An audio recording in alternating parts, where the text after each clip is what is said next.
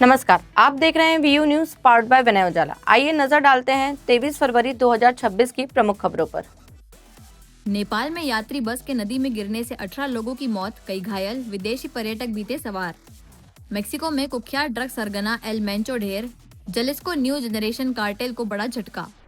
Mexico में बढ़ती हिंसा के बीच भारतीय दूतावास ने जारी की एडवाइजरी, नागरिकों को घर में रहने की सलाह। नेपाल में तय समय पर ही होंगे आम चुनाव, मुख्य निर्वाचन आयुक्त बोले चुनाव रोकने की खबर गलत। ईरान के विश्वविद्यालयों में दूसरे दिन भी सरकार विरोधी प्रदर्शन जारी, अमेरिका से तनाव के बीच बिगड़े हालात। केरल दौरे पर केंद्रीय मंत्री किरेन रिजिजू ने एनडीए दफ्तर का किया उद्घाटन। कर्नाटक में दलित नव विवाहित जोड़े को मंदिर प्रवेश से रोका, एक आरोपी गिरफ्तार, 4 फरार। सिक्किम में बर्फीले संकट के बीच सेना का ऑपरेशन हिम राहत, 46 पर्यटक सुरक्षित निकाले। अजित पवार विमान हादसे में अमित शाह से सीबीआई जांच की मांग, फडणवीस बोले सरकार दूर करेगी सभी शंकाएं। पूर्व रेल मंत्री और टीएमसी नेता मुकुल रॉय का निधन, पीएम मोदी ने जताया शोक। पीएम मोदी ने पश्चिम बंगाल के मतदाताओं को लिखा पत्र, अवैध घुसपैठ और महिला सुरक्षा समेत उठाए कई मुद्दे। दिल्ली में लाल किला, विधानसभा और स्कूलों को बम से उड़ाने की धमकी, सर्च अभियान के बाद निकली अफवाह। जेएनयू में लेफ्ट विंग ग्रुप्स और एबीवीपी वर्कर्स के बीच झड़प, एबीवीपी ने पुलिस की कार्यशैली पर उठाए सवाल। आतंकियों ने किए चौंकाने वाले खुलासे, अयोध्या, दिल्ली और मुंबई समेत निशाने पर थे कई शहर, हो चुकी थी रेकी। शरद पवार के सभी मेडिकल रिपोर्ट सामान्य, हालात स्थिर। गुजरात के राजकोट में अतिक्रमण पर चला बुलडोजर, 1400 अवैध ढांचे ध्वस्त, प्रभावितों में नाराजगी। मध्य प्रदेश विधानसभा में 15,000 करोड़ से अधिक का तीसरा अनुपूरक बजट पारित, विपक्ष ने दागा सवाल। कांग्रेस विधायकों का भारत अमेरिका ट्रेड डील पर प्रदर्शन, कई मुद्दों पर पुनर्विचार की मांग की। भोपाल में छात्र को चाकुओं से गोदा, कोचिंग के 2 साथियों ने तमाचे का बदला लिया, 30 सेकंड में 27 वार किए।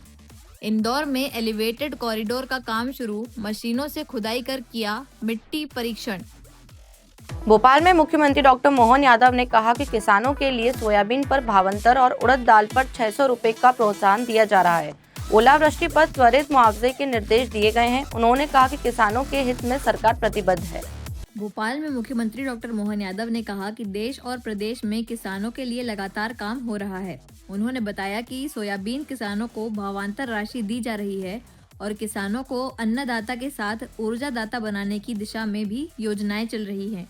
सरसों का रकबा बढ़ा है और उसकी उपज के बेहतर दाम मिलने की तैयारी है, जबकि उड़द पर 600 रुपए प्रति क्विंटल प्रोत्साहन देने की योजना है।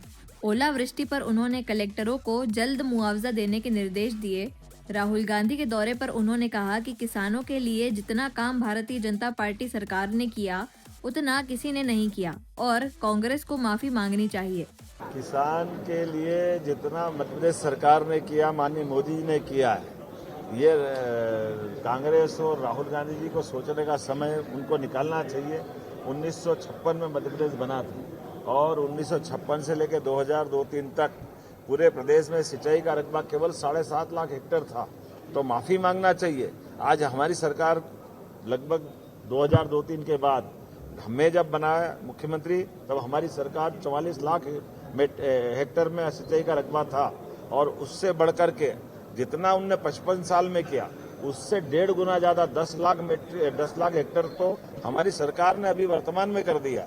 ये हमारे काम करने का तरीका है और माननीय मोदी जी के नेतृत्व में जिस प्रकार से एक के बाद एक किसानों को लेकर के हित हो रहे हैं, आप बताइए, यूरोपियन यूनियन से जो हमारा एग्रीमेंट हुआ, ये हमारे किसानों की आय बढ़ाने के लिए ही हुआ। जिस प्रकार से टेक्सटाइल हब में हम कपास को लेकर के माननीय मोदी जी ने अपने जन्म दिवस के अवसर पर धार के अंदर पीएम मित्र पार की सौगात दी, ये किस बात की सौगात है? जरा इस बात को कांग्रेस माफी मांगे। उनके समय हमारी कॉटन इंडस्ट्रियां बंद हुई थी, तमाम प्रकार की जिनिंग प्रेसें बंद हुई थी। आजादी के पहले जो मिल चल रहे थे, कांग्रेस की कुशासन के कारण उनके मजदूरों का भुगतान तक नहीं हुआ। हीरा मिल, विनोद मिल, उज्जैन का इंदौर टेक्सटाइल मिल, हुकुमचंद मिल इंदौर का, रतलाम का सज्जन मिल, जैसी मिल ग्वालियर का, ये सारे मिलों में अगर ताले लगे तो कांग्रेस के शासनकाल में लगे और किसानों के साथ अन्याय करने की दृष्टि से लगे। मैं उम्मीद करता हूं आने वाले समय में किसान के हित में हमारी सरकार लगातार इस प्रकार से काम करती रहेगी और कांग्रेस अपनी हरकतों के कारण से, इतने दुर्भाग्य के साथ कहना पड़ेगा, अभी एआई समिट में भी कांग्रेस ने जो वहां गंदा प्रदर्शन किया। भाई आपका भरी हमारी राजनीतिक दृष्टि से कुछ दुविधा हो सकती है, लेकिन देश की इज्जत तो सबसे पहले रखो। देश का मान सम्मान बढ़ाने के लिए दुनिया भर के एआई से जुड़े हुए लोगों को बुला करके बड़ा कार्यक्रम हुआ, लेकिन कपड़े खोलकर कांग्रेस ने अपनी गंदी मानसिकता का परिचय दिया। कांग्रेस को माफी मांगना चाहिए, राहुल गांधी को माफी मांगना चाहिए महाकाल दरबार में जाकर के कि अगली बार ऐसी गलती नहीं करेगा। भोपाल में लाडली बहना योजना के विरोध पर मंत्री विश्वास सारंग ने कहा कि योजना सरकार की पहल है। राशि 1250 से बढ़ाकर 1500 रुपए की गई है। उन्होंने कहा कि महिला सशक्तिकरण के लिए सरकार प्रतिबद्ध है। भोपाल में कांग्रेस द्वारा लाडली बहना योजना के विरोध पर मंत्री विश्वास सारंग ने जवाब दिया। उन्होंने कहा कि यह योजना उनकी सरकार ने शुरू की थी और शुरुआत से ही कांग्रेस इसका विरोध कर रही है। मंत्री ने कहा कि सरकार महिलाओं के सशक्तिकरण के लिए पूरी तरह प्रतिबद्ध है। उन्होंने बताया कि मोहन यादव के नेतृत्व में योजना की राशि 1250 रुपए से बढ़ाकर 1500 रुपए कर दी गई है और भविष्य में इसे और बढ़ाने की दिशा में भी काम किया जाएगा। इसी लाडली बहना योजना का विरोध करती आई है। हमने शुरू की है और हम ही चलाएंगे और हमारा कमिटमेंट है, कटिबद्धता है। जैसा मुख्यमंत्री जी ने कहा कि मध्य प्रदेश की हर बहन की सामाजिक, राजनीतिक और आर्थिक उन्नयन, ये हमारी सरकार की कटिबद्धता है। कांग्रेस, ये वही कांग्रेस है जिसने लाडली बहना योजना का विरोध किया था। ये वही कांग्रेस है जो हर वेलफेयर स्कीम का विरोध करती है। हमने जो कहा वो किया। 1250 से बढ़ाकर अब लाडली बहनाओं को 1500 रुपये मिल रहा है और हमारी जो भी कमिटमेंट है वो पूरा होगा, कहीं कोई दिक्कत नहीं। भोपाल में विधानसभा सत्र के दौरान कांग्रेस विधायकों ने भारत अमेरिका ट्रेड डील के विरोध में प्रदर्शन किया। नेताओं ने आरोप लगाया कि डील से किसानों को नुकसान होगा। पार्टी ने इस मुद्दे पर आंदोलन तेज करने की बात कही। भोपाल में विधानसभा सत्र के छठे दिन कांग्रेस विधायक ने भारत अमेरिका ट्रेड डील के विरोध में गांधी प्रतिमा के सामने प्रदर्शन किया। इस दौरान उन्होंने डोनाल्ड ट्रंप और नरेंद्र मोदी के मुखौटे पहनकर सांकेतिक विरोध जताया। नेता प्रतिपक्ष उमंग सिंघार ने कहा कि यह डील अमेरिकी किसानों के हित में है और भारतीय किसानों के नुकसान वाली है, खासकर सोयाबीन उत्पादकों पर असर पड़ेगा। उन्होंने बताया कि राहुल गांधी के भोपाल दौरे में इस मुद्दे पर आंदोलन तेज किया जाएगा। विधायक हीरालाल अलावा ने भी किसानों के समर्थन में आवाज उठाई। जिस प्रकार प्रधानमंत्री नरेंद्र मोदी जी ने ट्रंप के आगे सरेंडर करते हुए इस देश के करोड़ों किसानों को बेचने का काम किया है। 0% टैरिफ पर अमेरिकी आयात को मंजूरी दी और भारत पर 17-18% टैक्स अमेरिकी राष्ट्रपति ने लगाया है, उसको सहर्ष स्वीकार किया है। ये कहीं न कहीं इस देश के किसानों के साथ धोखा है। आज जैसे ही प्रधानमंत्री नरेंद्र मोदी जी ने ट्रंप के साथ ट्रेड डील करी, हमारे धार, झाबुआ, बड़वानी के जो किसान हैं, जो कपास बेचते हैं, जो सोयाबीन बेचते हैं, जो मक्का बेचते हैं, उनकी दामों में एमएसपी रेट से 4% से 11% के तक दाम गिर चुके हैं। आज मक्का 1000 रुपये तक बिक रहा है, कपास 6000, 5000 पर आ गया है और सोयाबीन 3000 से नीचे आ गया। तो ये मध्य प्रदेश के और देश के लाखों करोड़ों किसानों के साथ धोखा है। 24 तारीख को राहुल गांधी भोपाल आ रहे हैं, क्या योजना है? 24 तारीख को राहुल जी इसीलिए आ रहे हैं कि जिस प्रकार प्रधानमंत्री नरेंद्र मोदी जी ने पूरे देश को बेचने का काम किया है, ट्रंप के आगे सरेंडर किया है और अडानी, अंबानी और एप्स्टीन फाइल में जो इन्होंने घपले किए हैं, वो उस घपले में, उस दबाव में आते हुए अमेरिका के राष्ट्रपति ट्रंप के सामने झुकते हुए इस देश के किसानों को बेचने का काम किया है, देश के करोड़ों किसानों को धोखा देने का काम किया है। उसी के खिलाफ हमारे राष्ट्रीय नेता राहुल गांधी जी आकर भोपाल आकर इस किसानों के साथ खड़े होने वाले हैं। भोपाल में बड़े तालाब के संरक्षण को लेकर सांसद आलोक शर्मा की अध्यक्षता में बैठक हुई। अतिक्रमण और प्रदूषण पर चर्चा हुई। अधिकारियों को अतिक्रमण हटाने और सीवेज प्रबंध मजबूत करने के निर्देश दिए गए। भोपाल कलेक्टर सभागार में बड़ा तालाब के संरक्षण को लेकर सांसद आलोक शर्मा की अध्यक्षता में अहम बैठक हुई। इसमें कलेक्टर कौशलेंद्र विक्रम सिंह, नगर निगम और अन्य विभागों के अधिकारी मौजूद रहे। बैठक में तालाब के कैचमेंट एरिया में अतिक्रमण, गंदे नालों की निकासी और बढ़ते प्रदूषण पर चर्चा हुई। सांसद ने अधिकारियों को सख्त कार्रवाई, अतिक्रमण हटाने, सीवेज ट्रीटमेंट मजबूत करने और नियमित मॉनिटरिंग के निर्देश दिए। उन्होंने कहा कि भोपाल की पहचान इस तालाब से है और इसके संरक्षण में किसी भी तरह की लापरवाही बर्दाश्त नहीं की जाएगी। हम भोपाल के बड़े तालाब के अतिक्रमण को कैसे रोकें, हम भोपाल के बड़े तालाब को प्रदूषण से कैसे बचाएं, हम भोपाल के बड़े तालाब की सेहत को कैसे सुधारें, इसको लेकर आज भोपाल के कलेक्टर कार्यालय के सभागृह में भोपाल के कलेक्टर कौशलेंद्र सिंह जी की अध्यक्षता में आज ये उनकी उपस्थिति में आज ये बैठक हुई है और हमने चिंता की है। भोपाल का बड़ा तालाब का 1100 वर्षों का गौरवशाली इतिहास है। भोपाल का बड़ा तालाब इस भोपाल शहर की लाइफलाइन है, इस भोपाल शहर की जीवन रेखा है और भोपाल के चारों तरफ तालाब के आसपास अतिक्रमण हो रहा है। लोग प्लाट काट रहे हैं, कॉलोनियाँ काट रहे हैं, डुप्लेक्स बना रहे हैं, शादी हाल बना रहे हैं। लगातार सम्मानीय न्यायालय एनजीटी निर्देश दे रहा है कि अतिक्रमण को हटाना चाहिए। कई पर्यावरणविद लगातार मुझसे आकर मिल रहे हैं, कई संस्थाओं के एसोसिएशन के पदाधिकारी आके मिल रहा है मुझसे कि सांसद जी थोड़ी चिंता करिए। उसको लेकर मैंने चिंता व्यक्त करी है और भोपाल कलेक्टर को बताया है कि हमारा एसटीएल का क्षेत्र कितना है, तालाब के आसपास कितने अतिक्रमण हुए हैं, अतिक्रमण का आकार क्या, अतिक्रमण का प्रकार क्या है, कब आखिर कार्रवाई करेंगे।